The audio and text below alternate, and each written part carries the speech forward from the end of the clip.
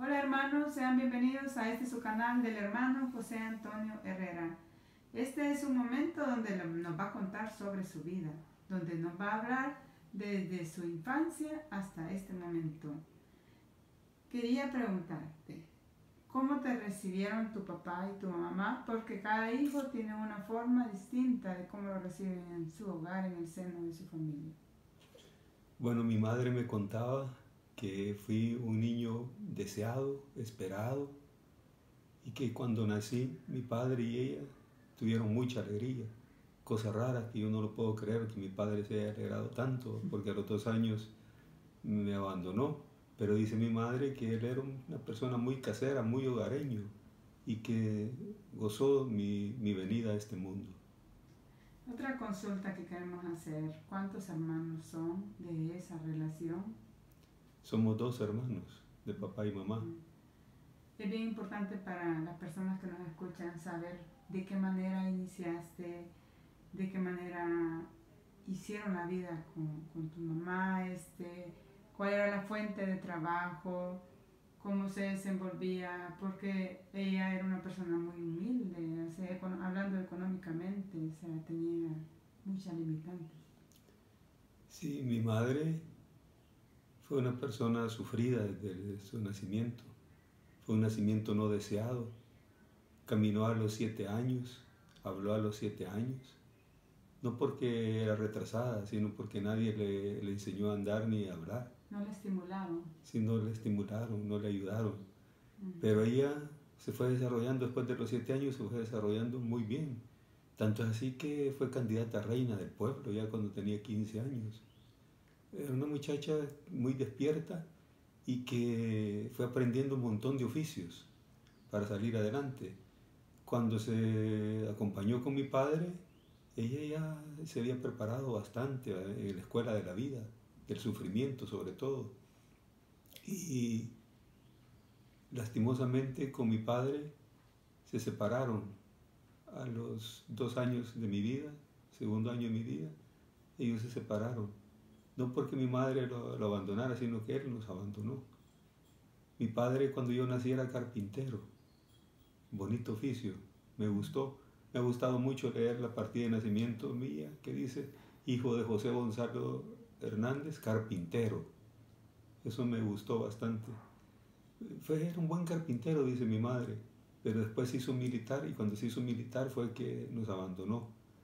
Mi madre, una mujer que quedó sola con 2 hijos, se fajó en la vida, luchó, nos enseñó a nosotros a luchar también y ella le hacía de todo. Eso quería preguntar, perdón.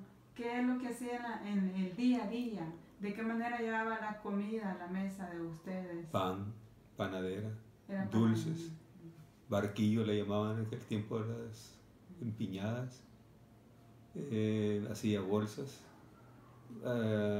cortaba el pelo a las novias, les hacía colocho a las novias, las preparaba para la fiesta, hacía las cartas para pedir a la novia.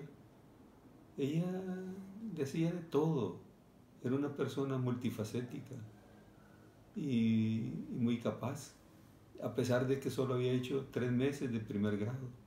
Eso fue todo lo que estudió, 3 meses de primer grado, nada más. Otra cosa bien interesante en tu vida es tu abuela. O sea, la abuela, ¿qué función jugó? Porque ella siempre estuvo viviendo en tu casa, ¿verdad? O sea, ¿qué función jugó la abuela? Ella también era parte del trabajo diario y a nivel de apoyo, de cariño. O sea, ¿qué función jugó la abuela?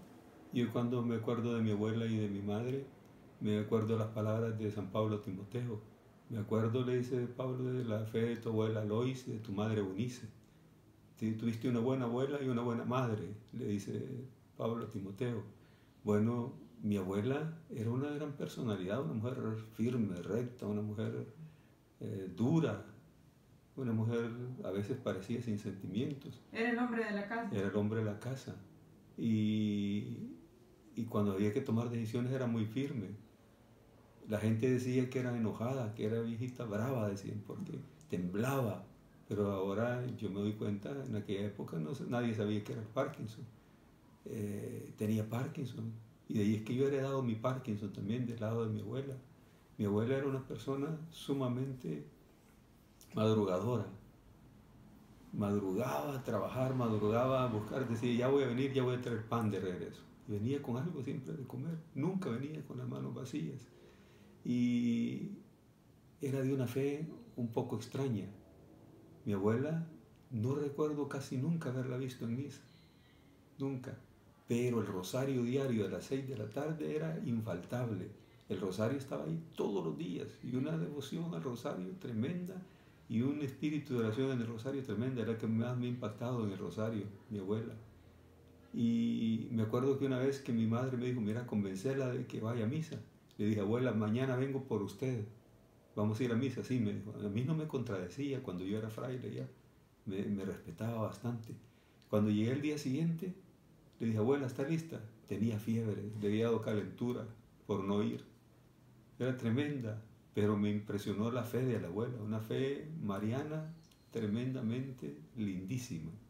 Entonces, podríamos decir que la fe inició en tu casa y quien la inyectó fue la abuela. A mí quien me inyectaron mi fe fue mi abuela y mi madre. Y mi mamá. Definitivamente. Yo me debo a ellas, mi fe se las debo a ellas. Sí, porque yo creo que todos nosotros los hijos dependemos de nuestros padres y ellos son los que siembran una semilla. Y esa semilla la sembró la señora Melba y la señora Angelita, ¿no? Sí. Vaya, una curiosidad bien grande. ¿Cómo fue que llegaste a la Iglesia Católica? Estamos hablando de en qué año, qué fue la primera misión, qué es lo que hiciste. Yo de temprana edad fui apegado a la Iglesia Católica, primero por mi madre. Mi madre me llevaba a misa siempre, todos los domingos.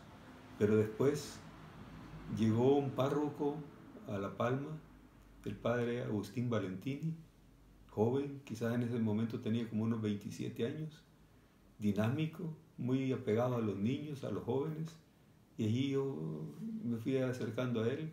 Él me invitó a que viviera con él en el convento cuando yo tenía 9 años, y yo me fui al convento y vivía con él y le ayudaba, y él me sacaba, salíamos para diferentes lugares, le acompañaba a los cantones. Cuando hacía algún viaje por San Salvador me traía a San Salvador, así conocí yo San Salvador también. Y conocí muchos lugares del país, me llevaba a La Paz, a Zacatecoluca, iba a ver a otros frailes y yo iba con él. Así que me inicié como acólito. Y desde ese momento iba a misa todos los días, a las 6 de la mañana. A las 6. A las 6 de la mañana estaba en misa yo todos los días, nunca faltaba. ¿Qué edad tenías? 9 años. A los 9 años, hasta que a los 12 años me fui al seminario. A los 12 años iniciaste el camino al seminario y eso fue empujado por tu mamá, tu abuela o el sacerdote, este sacerdote que te ayudó. Muchos me han preguntado cómo es posible que tenías claro a los 12 años lo que querías hacer. Ajá, un niño. Yo recuerdo que a esa edad yo ya oraba y discernía. A esa edad yo ya tomaba mis decisiones. Ya tenía una fe bastante, diría yo, en desarrollo, bastante fuerte. Y la decisión la tomé yo. Solo. Tanto es así que cuando a mi mamá le conté que me iba a ir al seminario, mi mamá se puso triste porque ella estaba convencida que yo era el hijo mayor, el que le iba a ayudar a salir de sus situaciones difíciles. Y me dijo que no. Entonces yo le dije, bueno, yo me voy. Y tanto así que mi madre no me fue a dejar al seminario. Me vinieron a traer y me fui. Y durante todo el año no me llegó a ver porque estaba molesta.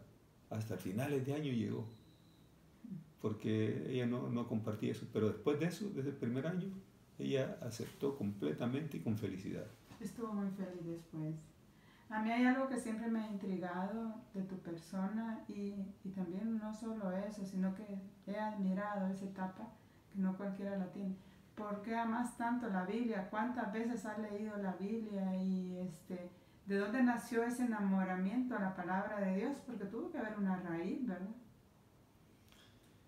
Viendo mi vida, puedo decir que mi enamoramiento y mi pasión por la Biblia se inició como a los 9, 10 años.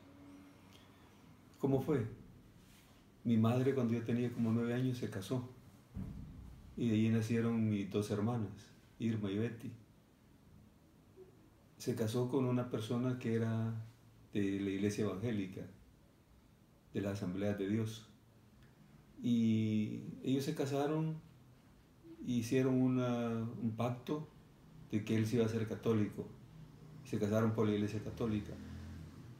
Pero cuando se casaron, terminado la cosa, ya él dio un paso atrás y no aceptó, no cumplió. Y que él en la casa hablaba, cuando podía tirar una indirecta, cuando podía tirar una pedrada contra los católicos, lo hacía. Nos pasaba ofendiendo en palabras, ¿verdad? Idólatras. Nos decía que adorábamos ídolos. Y yo lo oía. Y a mí me molestaba. Y yo decía, ¿por qué nos ataca tanto? Entonces yo me sentí retado y le pedí al párroco de mi pueblo que me regalara una Biblia. Yo era acólito y le pedí al párroco que me regalara una Biblia porque yo necesitaba leerla. Él me la regaló y así comencé yo a hojear la Biblia y comencé a responderle las preguntas que él nos hacía.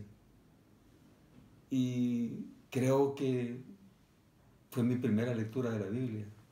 Que agarré la Biblia página por página a estar viendo qué es lo que decía y dónde encontraba respuesta. Y cuando yo encontraba una respuesta, se la daba. Y me fui volviendo diestro para hojear la Biblia y para encontrar los libros, porque no sabía ni cuántos libros tenía la Biblia. Y él me citaba un libro y yo decía, ¿dónde estará eso? A veces me tardaba un tiempazo para encontrar libros, pero me fui volviendo bien práctico. Y así fue que yo comencé mi pasión por la Biblia. Gracias a mi padrastro, yo leí la Biblia. Me hizo un favor como nadie en la vida me lo había hecho. Yo creo que surgió de una gran necesidad, ¿verdad? Tenía necesidad de defender una fe, no pelear, porque yo no soy de la idea de pelear, porque yo también vengo de una iglesia evangélica y fui de la Asamblea de Dios hasta los 15 años. Nunca he sido partidaria que los católicos con los hermanos que no son católicos peleemos, porque entonces no somos de Cristo. Entonces, interesante este aporte, porque ¿de dónde nace el amor a la Biblia? Nace de la curiosidad, del deseo de defender la fe, ¿verdad? Ahora, hay otra cosa que yo creo que a todos nos interesa saber. Los primeros pasos en el seminario, ¿cómo fueron? ¿Qué sacerdote te inspiró? ¿Tuviste algún tipo papá, alguien ahí que te guiaba? Porque eras un niño en el seminario de 13 años. Una persona que con sed de aprender, con necesidad de salir adelante y con deseo de empezar a servir, ¿verdad? ¿Quién fue? ¿Cómo fue que yo soy testiga de esa gran disciplina que mi esposo tiene? Porque pocas personas tienen esa disciplina y eso viene de una raíz y yo estoy segura que es del seminario. Yo tuve la dicha de tener en el seminario, cuando llegué a los 12 años, dos formadores estupendos, formidables. El padre Bonicio Morín, que todavía vive, tiene como 95 años, y el padre Nilo Cucchiaro, que era el rector del seminario, y el padre Bonicio era el vicerrector. ¿Y ellos son italianos? Son italianos. Padre Nilo ya murió, murió ahogado, y el padre Bonicio vive en la antigua Guatemala actualmente. Ellos dos fueron como mis padres y me forjaron de una manera increíble. Padre Nilo era perfeccionista. Si encontraba un pelo en el piso después de trapear, llamaba a la persona encargada y le decía, mire eso que está ahí, usted no ha hecho las cosas bien, recoge ese pelo. Y se tenía que recoger el pelo. Hacer todo con perfección, esa era la palabra. Era con calidad y excelencia. Con calidad y excelencia. Allí es donde yo ese aprendí. Es un gran mensaje, no solo para antes, sino para hoy. Y lo que vas a hacer, que has dicho que es a las 3 de la tarde, es a las 3 y no es a las 3 y 1, a las 3 y 2, es a las 3 de la tarde. Puntualidad. Puntualidad. Y la entrega, el espíritu misionero. De ahí lo aprendí. Nos mandaban a caminar todos los jueves, salíamos a caminar sin 5 centavos en la bolsa. O sea, era una formación seria. Nos levantamos a hacer ejercicio en la mañana, a hacer ejercicio. Teníamos partidos de fútbol y eran partidos reñidos, donde le poníamos garra, pasión. Fue una formación bien integral. Bien completa, ¿verdad? ¿por qué razón decidiste ingresar a la orden franciscana menor? Y hay tantas órdenes, ¿verdad? ¿Por qué razón esta? ¿Fue por influencia de este sacerdote, el padre Nilo, de estos dos que te ayudaron tanto, o fue decisión propia? Esa pasión a San Francisco de Asís. Como el sacerdote era franciscano, el padre Agustín Valentini, Ay, padre. él me inició en la vida franciscana. Él me contaba cosas de San Francisco. Cuando salíamos con él en el carro, viajábamos a San Salvador, viajábamos a La Paz, viajábamos a La Libertad, a varios lugares. Él me contaba y entonces yo me fui iniciando en la vida franciscana y por el testimonio de ellos también, ¿verdad? Sí, hablaba mucho, Sí. vivía en la vida de San Francisco, como decía San Francisco, vivir el Evangelio, ¿verdad? Quisiera saber cuáles fueron tus estudios, o sea, cuántos años estudiaste y cuáles fueron las etapas de estudio. Bueno, yo me fui al seminario y en el seminario hice lo que entonces se llamaba plan básico, 12 años. De 12, perdón. Hice plan básico, lo que llamaban en esa época plan básico y bachillerato. 6 años estuve en el seminario Planes de Renderos. Después de los 6 años me fui para Guatemala y allá inicié la vida religiosa. Allá me hice fraile ya. ¿A los cuántos años? A los 18 años. A los 18 años hice el noviciado, lo que se llama el inicio de la vida religiosa. Y terminado el noviciado, inicié los estudios de filosofía, 3 años en el filosofado salesiano, que era una extensión de la Universidad de San Carlos de Guatemala. Terminados los 3 años de filosofía, regresé a El Salvador a 1 año de servicio como profesor en el seminario Planes de Renderos, fui profesor.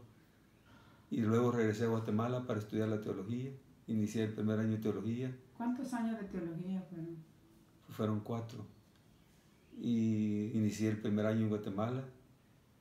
Luego fui enviado a Israel, a Jerusalén, y allá seguí estudiando teología. ¿Cuántos años hay en Jerusalén? Estuve 2 años. Y ahí estudié arqueología bíblica también. Qué interesante, esa arqueología bíblica a mí me mueve el piso. ¿Qué es arqueología bíblica? O sea, dame por ejemplo un ejemplo, ¿qué es lo que hiciste de arqueología? No sé, arqueólogo me suena a descubrir los huesitos y todo eso de los prehistóricos. Sí, la arqueología tiene que ver con el pasado, pero con un pasado que determina el presente, con un pasado que explica el presente. Por ejemplo, voy a poner un caso, la casa de Pedro en Cafarnaúm. ¿Cómo se ha descubierto? Se ha descubierto por la arqueología, se han hecho estudios, se ha llegado a identificar, se ha excavado, se han hecho excavaciones y se llegó a identificar la casa de Pedro, la sinagoga de Cafarnaúm. Y eso explica y hace entender mejor el Evangelio, hace entender mejor los pasajes bíblicos. Se remonta al tiempo pasado, pero para explicar el presente. Y una vez me contaste que hiciste el camino de los israelitas. Del Éxodo. Del Éxodo, correcto. Y fuimos estudiando la arqueología por el desierto. ¿Cuánto tiempo tomó hacer eso? Lo hicimos en 10 días. En 10 días y ellos estuvieron 40 años, ¿verdad? Daban vueltas. Sí, lo estuvo dando vueltas. Y estudiamos la cultura nabatea por el desierto, por ejemplo. Todo eso tiene que ver con la arqueología. Interesante. Y después de esos estudios de arqueología, ¿qué más siguen? Luego me fui para Italia. Y en Italia terminé todos los estudios de teología. Y ahí fui ordenado sacerdote en Italia, en Verona, en la ciudad de Verona, Italia. Fue una experiencia bonita, la de Italia. Y de Italia fui enviado a la Universidad de Lovaina, en Bélgica. Y estudié una especialización en sociología pastoral. Y luego regresé a Guatemala. ¿Cuántos años estudiaste en Bélgica? Estuve 3 años. ¿Y ahí se estudia en qué idioma? En francés. En francés, así que sabe bastante de francés. Después de esa etapa de estudiar en Bélgica, ¿Cuál es el camino que continuaste? Regresé a Guatemala y fui nombrado rector del Seminario de Filosofía San Buenaventura en Guatemala. Y luego fui nombrado secretario de Formación y Estudios para la Orden en Centroamérica. Y fui nombrado viceprovincial para la Orden en Centroamérica. Y luego fui rector del Seminario de Teología Cristo Rey en la zona 15 en Guatemala. Y de ahí salí para El Salvador. Pero yo recuerdo que fuiste viceprovincial de la Orden de Centroamérica. Sí. Esa fue la última de las últimas misiones. Es que al mismo tiempo era secretario de Formación y Estudio, al mismo tiempo era rector y al mismo tiempo era vice superior de la Orden de Centroamérica. Vaya, una vez terminada esa etapa en Guatemala, iniciaste un trabajo pastoral, tal vez no con buena voluntad, no diría eso, tal vez lo dije mal, tal vez no era lo que querías hacer, sino era una obediencia que tenías que cumplir. Me mandaron a La Palma de párroco. ¿Tu pueblo? Y yo no quería venir. Yo me había ofrecido para ir a cualquier parte del mundo, menos a La Palma. Y por diferentes razones que no las voy a explicar en este momento, me obligaron a venir a La Palma. Y así caí en La Palma, contra mi voluntad, contra mis deseos, pero al final lo obedecí y me vine. Y de aquella cosa que para mí era un dolor, un sufrimiento, se me transformó en una alegría. Eso quería interrumpir y preguntarte, porque yo tengo una pregunta aquí bien importante, que es que ¿cuál fue la mejor experiencia como sacerdote? ¿Cuál fue tu trabajo pastoral, el que más has amado y el que más te marcó la vida? En tanto año, desde 12 años hasta el momento que decidiste salirte del sacerdocio, ¿cuál fue lo que más te impactó? Mi mejor experiencia de vida religiosa, de fraternidad, fue en Italia, en Verona, Italia, con los compañeros que tenía, jóvenes, muy entregados, muy entusiastas, muy serios, muy formales, muy responsables, muy alegres. Fraternidad. Sí, fue mi mejor experiencia de fraternidad en Italia, en Verona. Mi mejor experiencia de sacerdote fue en la zona alta de Chalatenango, en la montaña.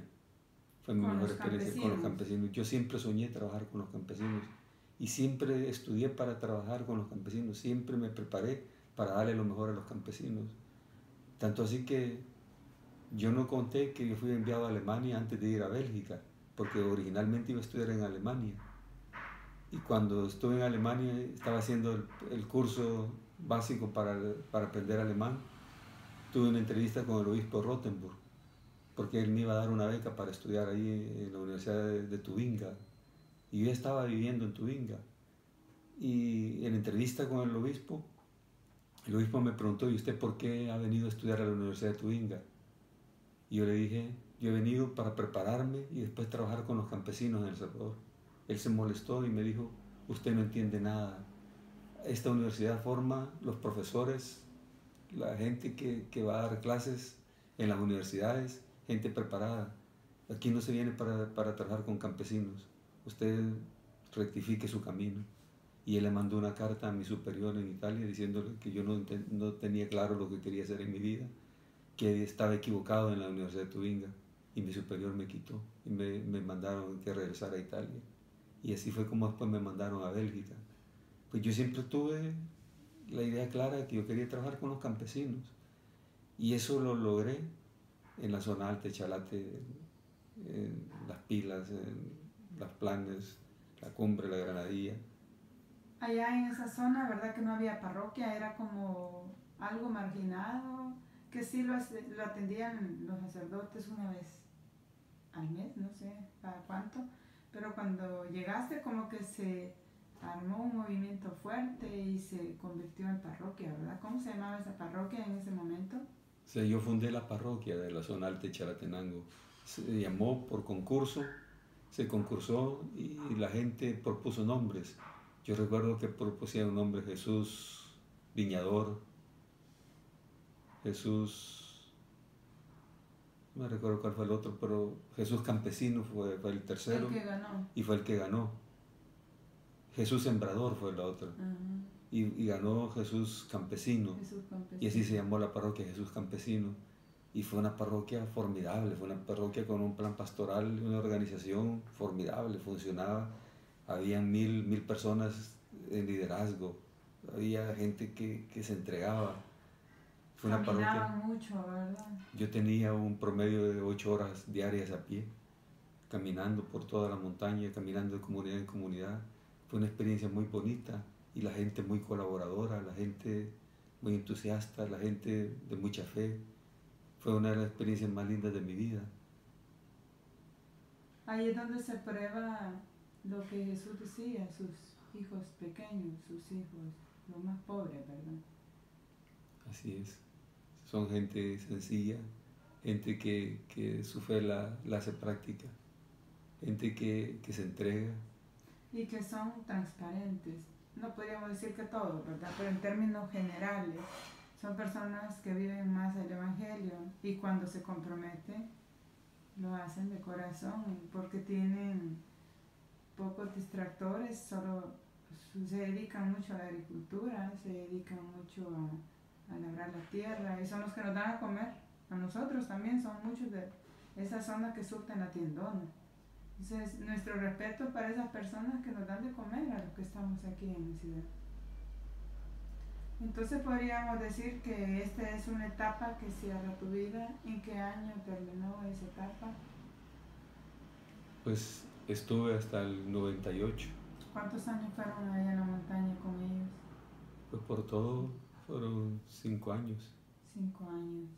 Bueno, yo me imagino que mucha gente de allá va a ver este mensaje y qué mensaje les podría mandar a la gente que ha marcado tu vida.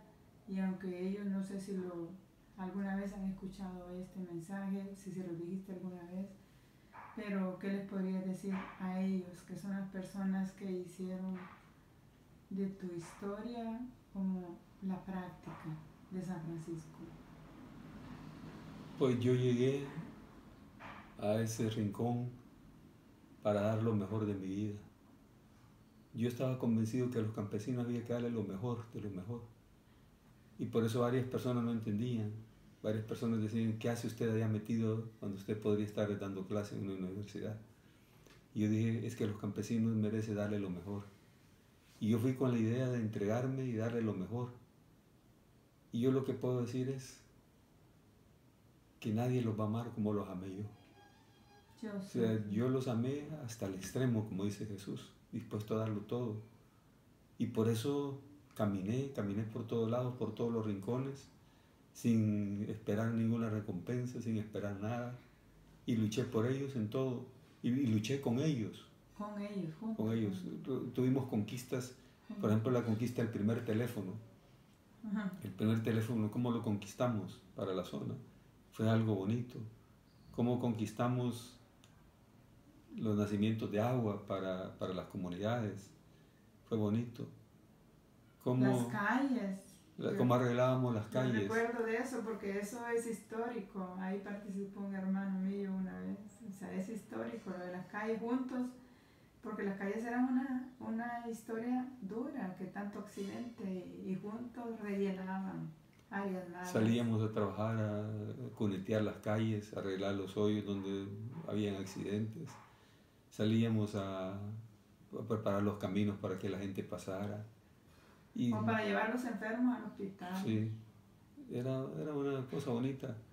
Nos organizábamos por comunidades y cada uno venía con el instrumento que tenía. El que tenía machete, con machete; el que tenía con asadón, asadón; el que tenía pala, pala; el que tenía guacal, guacal. Y así, cada uno venía con un instrumento para trabajar. Y la gente que estaba a la orilla, que tenía casas a la orilla de donde trabajábamos, salía voluntariamente y nos regalaba una tortilla. Nos regalaba una tortilla con queso, una tortilla con frijoles, nos daba agua, nos daba un fresco, mientras nosotros trabajábamos. O sea, todo era voluntario. Y la gente lo hacía de buena gana. El que tenía camión ponía su camión para jalar piedra. Todos poníamos lo que teníamos. Y de esa manera manteníamos las calles. Eso fue un testimonio grande para mucha gente que lo vio. Sí, yo creo que nadie lo olvida. O sea, las personas de esa zona siempre lo recuerdan. Y el mejor saludo que le puedes dar a ellos es lo que le acabas de decir, que nadie los va a amar como vos los amaste. Y la segunda etapa de esta historia de la vida de su hermano José Antonio Herrera, mi esposo, va a ser una forma también de mostrarles y aclararles a ellos otras situaciones, ¿verdad? Porque tal vez ellos se sintieron abandonados cuando se quedaron sin su presencia, pero se quedó Dios con ellos. Entonces nos despedimos, solo no sé si vas a dar unas últimas palabras con esta primera etapa de la historia de la vida del hermano José Antonio Herrera. Ha sido una etapa y varias etapas lindas de mi vida. De ninguna de ellas yo tengo remordimiento, ninguna etapa quisiera eliminarla de mi vida. Han sido etapas lindas que me hacen ser lo que soy hoy y que me formaron. Yo si volviera a nacer sería sacerdote nuevamente, porque eso que he vivido ha sido precioso en mi vida. No tengo nada con el pasado contra lo cual pelear, contra lo cual no me siento a gusto, contra lo cual digo ojalá no hubiera vivido eso. Todo lo que he vivido ha sido lindo en mi vida y ha sido precioso y me ha marcado y me ha formado de esta manera que ahora soy lo que soy. Y agradecido con todas las personas que sembraron en mi vida. ¿Qué hubiera sido de mí sin mi padrastro que me picó tanto y me ayudó a leer la Biblia? ¿Qué hubiera sido de mí sin Nilo Cúquiaro, ese hombre que me enseñó a enfrentar la vida con responsabilidad, con firmeza, con calidad, con excelencia? ¿Qué hubiera sido de mí sin Bonicio Morín, que me enseñó que la espiritualidad es lo que fortalece cualquier acción en la vida? ¿Qué hubiera sido de mí sin Agostino Martini en Italia, que me recuperó a la confianza, que creyó en mí, que se fajó por mí, quien creyó que yo iba a ser un gran hombre y me aportó para eso, ayudándome a que yo superara una etapa difícil de mi vida? ¿Qué hubiera sido de mí si yo no hubiera conocido Jerusalén, Tierra Santa? Si no hubiera tenido las oportunidades que he tenido, gracias a tantas personas que sembraron en mi vida. Son como tus ángeles. Claro, yo estoy súper agradecido con todas las personas que me ayudaron. El campesino que me ayudó a reflexionar, el campesino que me mostró la sencillez de la fe. Todo eso para mí es parte de mi vida. ¿Qué hubiera sido de mí si yo no hubiera tenido la oportunidad de fundar la parroquia Jesús Campesino? ¿Qué hubiera sido de mí si yo no hubiera tenido todas esas oportunidades que fueron en el momento oportuno? Bueno, quiero decir, soy un regalo de Dios, pues. Un regalo de Dios, así me siento. Y Dios es un regalo para mi vida. Todo eso que he vivido ha sido precioso verdaderamente. Y no tengo resentimiento con nada ni con nadie. Porque todo lo que he vivido se ha transformado en bien para mi vida. Aún las cosas peores de mi vida, los males, las tristezas, las angustias. Aciertos y desaciertos, sí, ¿verdad? Me he equivocado en muchas cosas. Y pido perdón a las personas que ofendí. Pido perdón a las personas que no les ayudé, o a las personas que no les causé paz, a las personas que tal vez les causé algún problema en su vida. Les pido perdón porque no era mi intención. Yo he concebido mi vida como para alegrar a los demás, como ser don para los demás, y no ser un peso para los demás, ni ser una carga para los demás. Bueno, queridos hermanos, esta ha sido parte de la vida de mi esposo, y en la segunda etapa viene la otra parte donde se les va a narrar y le vamos a contar entre los dos lo que continúa, que muchos lo saben y muchos lo esperan, ¿verdad? Porque no conocen la siguiente etapa. Muchísimas gracias por estar con nosotros, por dejarnos entrar a la intimidad de su corazón. Que tengan un buen día.